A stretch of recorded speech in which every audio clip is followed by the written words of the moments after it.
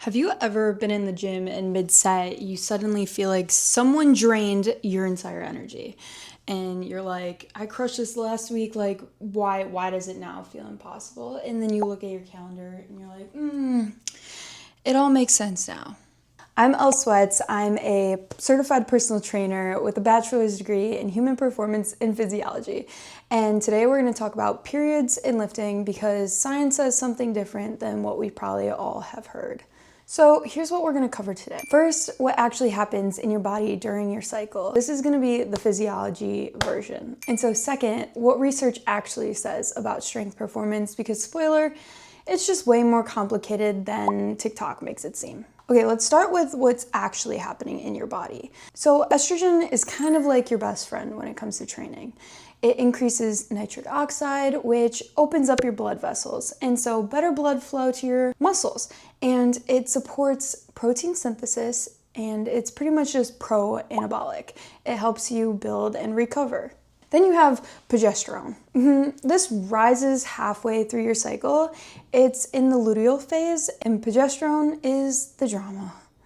It increases your core body temperature, so it makes exercise feel so much harder, and it can counteract with some estrogen benefits, and it increases fluid needs. Your cycle really has two main phases. Follicular phase, which is the first 2 weeks, and estrogen is rising, and energy is generally good. And then you have a luteal phase, and this phase is the second 2 weeks. Progesterone is high, and for a lot of women, this feels like slog. This is real, physiology is real, and you're not making it up. So what does research actually say? Here's the thing, science is kind of a mess when it comes to these things, and it's not a bad thing, it just means the answer is more complicated. So in a 2025 systematic review, actually looked at hormones, not just counted days, and it found that 58% reported some effect on performance, but the direction and magnitude were just all over the place in the study, just not consistent. So what they found, maximum strength, largely ineffective. Explosive strength, largely ineffective as well. Submaximal ventilation, it reduced early in the follicular phase, and aerobic performance seemed to be lower in the luteal phase. So some studies show that max strength is lower in the luteal phase, and others no difference. And aerobic performance might be lower in the luteal phase because the increased core body temperature. Here's the kicker. A 2025 review in Strength and Conditioning Journal concluded that current research does not support the idea that periodized training, according to the menstrual cycle, confers additional benefit over traditional approaches. So the rigid cycle syncing protocols that you see over social media are not backed by strong evidence. Follicular phase isn't some magical PR window for everyone, and the luteal phase isn't a catabolic disaster zone for everyone as well. So what does this mean for your training? Your body is individual. A woman's experience is not another woman's experience whatsoever. And cycle to cycle variation within the same woman is common. And so rigid protocols, they don't work. Research supports a symptom-guided approach. Here's what that would look like. Step 1, track your patterns. Log your cycle days, log your perceived exertion, log your performance, log your symptoms. Do this for at least 2 cycles and find your pattern. Step 2, train based on symptoms. If a symptom is mild, train as normal. If you can maintain intensity and volume, do so. If symptoms are moderate, reduce the volume, but not the intensity. If symptoms are severe, deload or active recovery.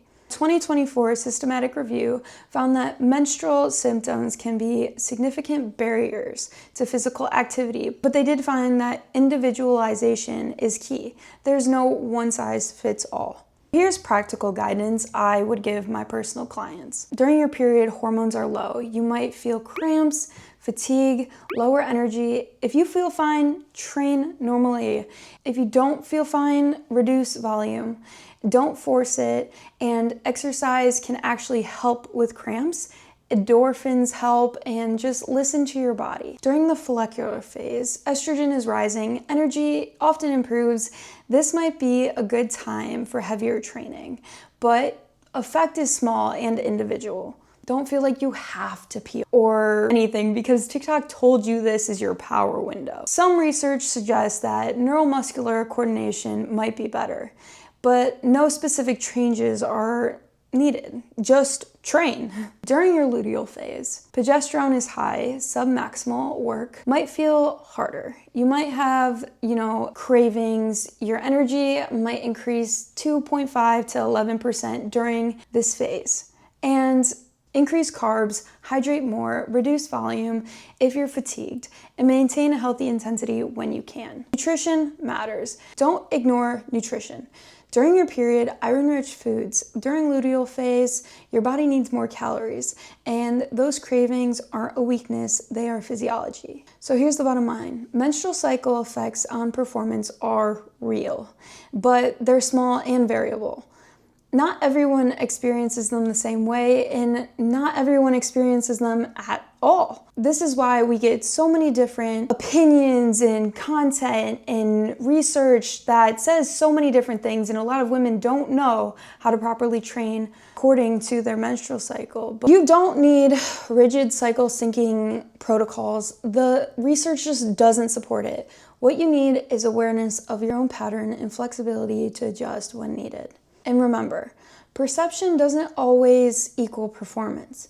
You might feel weaker without actually being physically weaker. Your body is still making gains, it just feels heavier some days. And your body isn't broken, it just works differently than what most social media has told you. Thank you for watching. This is Elle Sweats, Exercise Physiology Explained. Subscribe for more science-backed training for women, and comment if your cycle affects your training. I'm curious on how everyone else experiences their cycle and how that correlates with their training. Bye, see you next time.